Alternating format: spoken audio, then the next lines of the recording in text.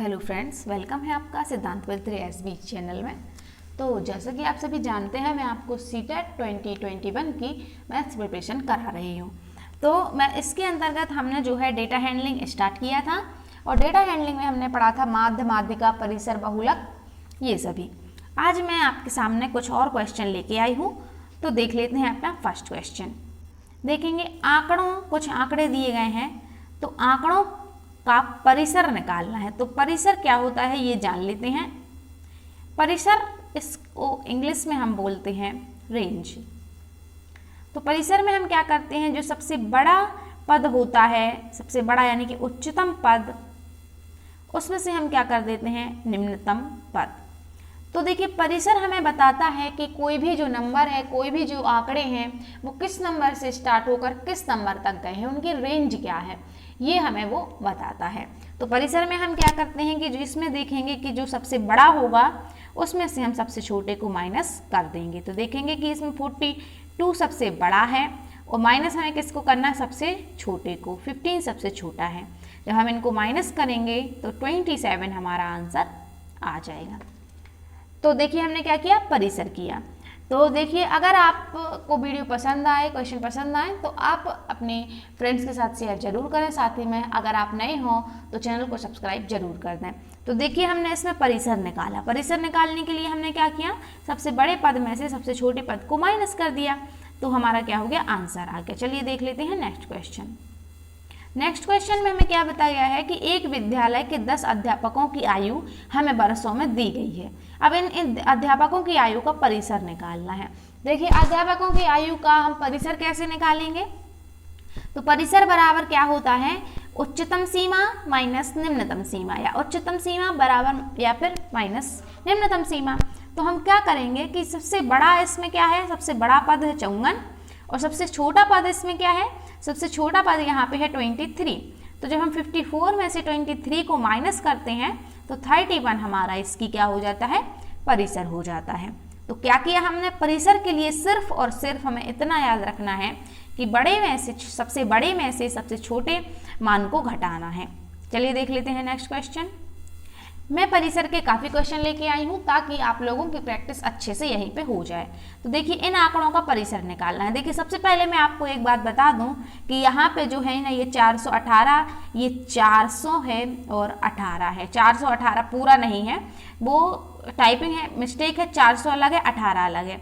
तो अब हमें देखना है कि 150, 200, 250, 825, 400, 18 और 500 में परिसर क्या होगा। तो इस सब में सबसे परिसर निकालने के लिए हमें सबसे बड़े में से सबसे छोटे को क्या करना है, माइनस करना है।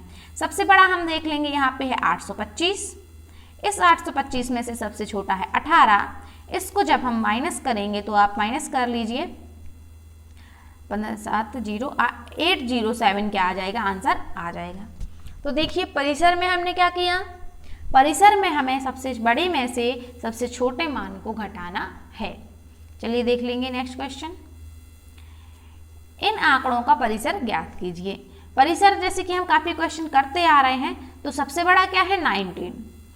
अब सबसे छोटा क्या है, -12।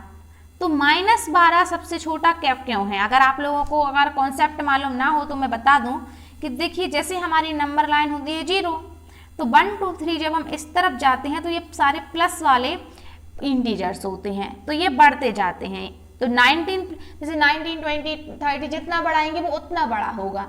लेकिन इस तरफ जो नंबर होते हैं वो 0 से भी छोटे होते हैं, मतलब वो छोटे होते जाते हैं। मतलब -1, -2, -3, -4 ये छोटे होते जाएंगे। मतलब इतना सा है कि माइनस में जो नंबर जितना बड़ा होता है वो उतना ही क्या होता है, छोटा होता है। तो -12 यहाँ पे सबसे छोटा हो गया।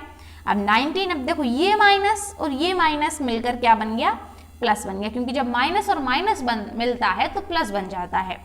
और ये 12 हो गया। फिर यहाँ पे इनको जोड़ा तो कितना आ गया, 31 आ गया। तो हमने इसमें ये देखा कि हमें सबसे बड़े में से सबसे छोटे को माइनस करना है, और -12 सबसे छोटा इसलिए है क्योंकि जो नंबर माइनस में जितना बड़ा होगा वो उतना ही छोटा होगा। चलिए देख लेते हैं नेक्स्ट क्वेश्चन। निम्नांकित समय का परिसर ज्ञात कीजिए। कुछ हमें समय दिया गया है आवर्स में, हमें उसका क्या निकालना, परिसर निकालना। परिसर यानी कि सबसे बड़े नंबर में से सबसे छोटे नंबर को क्या करना है, माइनस करना है। चलिए माइनस कर देते हैं। 8.3 में से 2.7, यहाँ पे आ जाएगा 6, 13 में से 7 जाएगा 6, यहाँ बचेगा 7, 7 में से 2 जाएगा 5, यानी कि 5.6 हमारा क्या हो गया, आंसर हो गया। चलिए देख लेते हैं नेक्स्ट क्वेश्चन।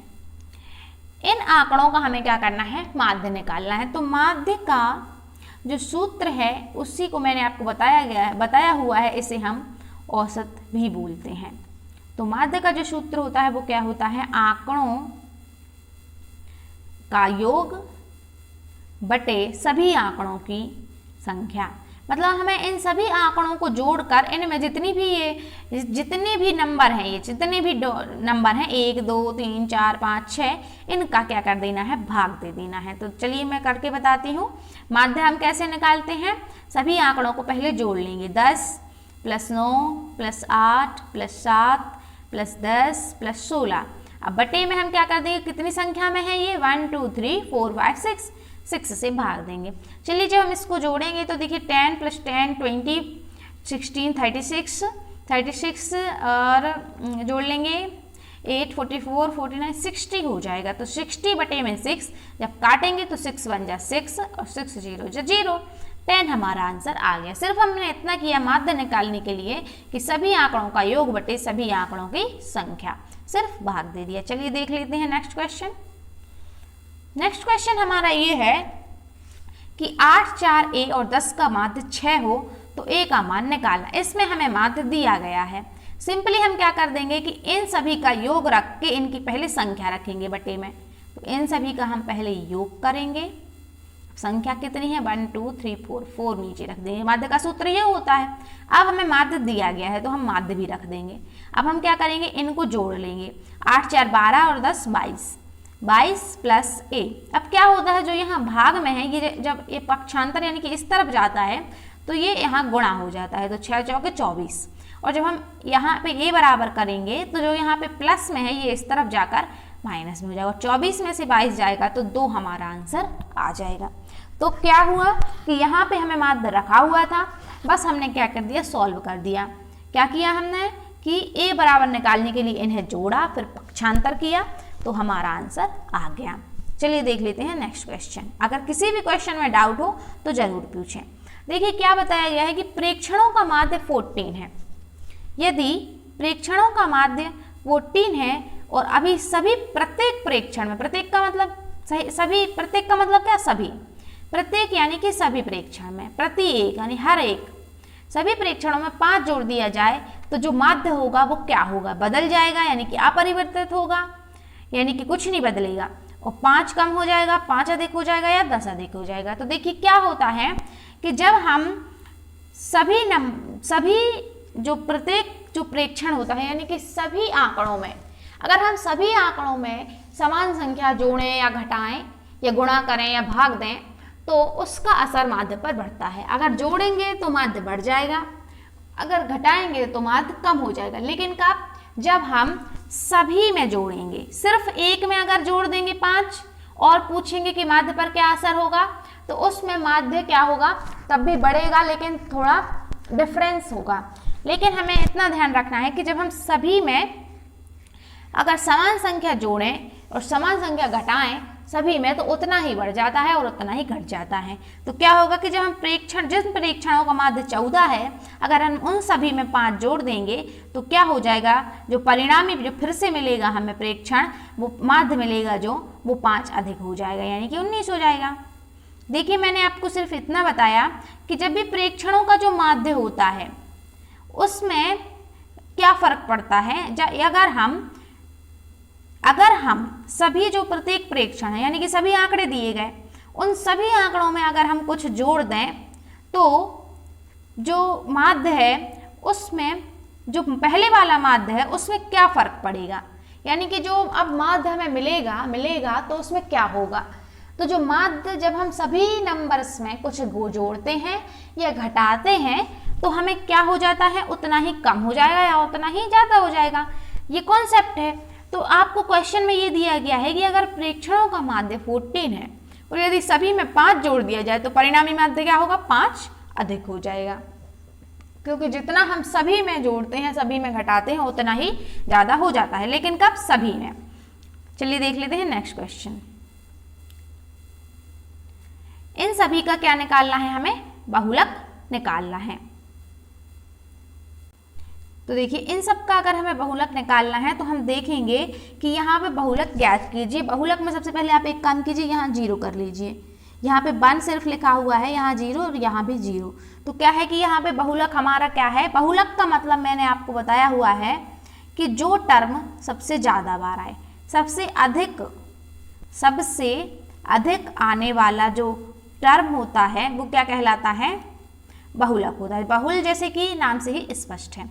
तो देखिए यहाँ पे 4 एक बार, 6 एक बार, 5 एक बार, 9 एक बार, 12 एक बार, 3 एक बार, 13 एक बार, लेकिन 10 और 10 यहाँ पे 2 बार आया है, मतलब यही यहाँ पे सबसे ज़्यादा बार आया है, तो 10 हमारा यहाँ पे बहुलक हो जाएगा। बहुलक का मतलब सबसे ज़्यादा बार। चलिए देख लेंगे नेक्स्ट क्वेश्चन। इसमें हमें क्या करना है, इन आंकड़ों का क्या करना है, माध्यक निकालना है। माध्यक क्या कहते हैं, देखिए माध्यक, ये लिखा मैंने माध्यक, माध्यक या इसी को अपन बोलते हैं, क्या बोलते हैं हम लोग, माध्यिका।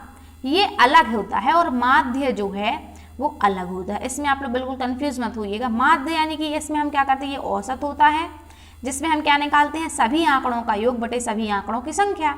और ये जो होता है ये होता है बीच वाला पद। ये क्या होता है, बीच वाला पद। तो देखिए बीच वाला पद निकालने के लिए हम सबसे पहले सभी संख्याओं को आरोही क्रम में जमा लेंगे। आरोही क्रम मतलब छोटे से बड़ा। तो देखिए सबसे छोटा हमें इसमें क्या दिख रहा है, 23। सबसे छोटा हमने लिख दिया 23। अब हम लिख लेंगे, नहीं 20 है सबसे छोटा, तो 20 लिख लेंगे सबसे छोटा। फिर है 23। 23 के बाद आएगा 25, फिर से 25। क्यों, क्योंकि 25 हमें 2 बार दिया गया है। 1 मिनट, फिर से देख लेंगे। 10 है सबसे छोटा, 10 सबसे छोटा, फिर 20 सबसे छोटा, 20 है 2 बार, 20 2 बार मिल गया, ठीक है। इसके बाद हम क्या करेंगे, 20 हमें 2 बार मिल गया, ये कट कर देंगे, 20 2 बार मिल गया। इसके बाद हम देख लेंगे 10 20 2 बार 20 को काट देंगे। अब 20 के बाद क्या आएगा, 23 आएगा। काटते जा रहे हैं ताकि अपन कंफ्यूज ना हो। 25 2 बार लिखना है, 25 2 बार लिख देंगे। फिर 25 के बाद आपको कौन सा नंबर बड़ा दिख रहा है, 27, इसको काट दो, 27 हो गया। फिर 27 के बाद 30 लिख गया। 30 के बाद 32, 40 और 41। हमें माध्यक निकालना है बीच वाला। तो माध्यक निकालने के लिए मैंने आपको बताया है कि हमें दोनों तरफ से समान नंबर काटने हैं और फिर जो बीच में पड़ेगा वही हमारा क्या हो जाएगा, माध्यक हो जाएगा। देखिए 5 नंबर हम यहाँ से काटते हैं, 1 2 3 4 5, 1 2 3 4 5, 5 नंबर हमने यहाँ से काट दिए। अब 1 2 3 4 5, ठीक है। 1 मिनट देख लेंगे कुछ हमारा रह गया है क्या, 25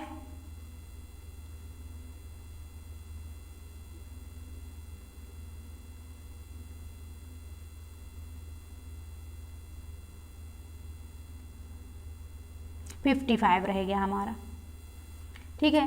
तो अब हम 5 नंबर ये काट दिए, ठीक है। समान, दोनों तरफ से समान नंबर काटते हैं। तो देखिए यहाँ से हमने ये नंबर काटे और यहाँ से हमने ये नंबर काटे, इस तरफ से ये नंबर। देखिए क्या है कि जगह नहीं है इसलिए ये ऊपर नीचे बने हैं। अगर ये एक आप इनको एक लाइन में देखें तो 5 हमने यहाँ से काट दिए, आगे से 5 पीछे से, बीच में क्या बच गया, 25 और 27, 2 बचे हैं। तो अब आप बताओ कि 25 और 27 के बीच में क्या होगा, 26 ही होगा। जब अगर हम इनको जोड़ के भी निकालेंगे तो भी क्या आएगा, 26 आएगा, क्योंकि वो इनके बीच का है। तो 26 क्या हो गया, हमारा आंसर हो जाएगा। आया आपको समझ में, हमने क्या किया कि पहले सभी आंकड़ों को आरोही क्रम में जमाया, फिर पीछे से और आगे से समान अंक काट दिए, बीच में बचे 25 और 27। माध्यांक यानी कि बीच वाला नंबर, तो 25 और 27 के बीच में क्या आ जाएगा, 26। ये हमारा आंसर हो जाएगा। तो अगर वीडियो पसंद आई हो तो लाइक ज़रूर करें, सब्सक्राइब करें, बेल आइकन को प्रेस करें, साथ ही में और अपने फ्रेंड के साथ शेयर जरूर करें, प्लीज़ प्लीज़ प्लीज़। तो चलिए देख ले, अब हम मिलेंगे नेक्स्ट वीडियो में। Thank you so much.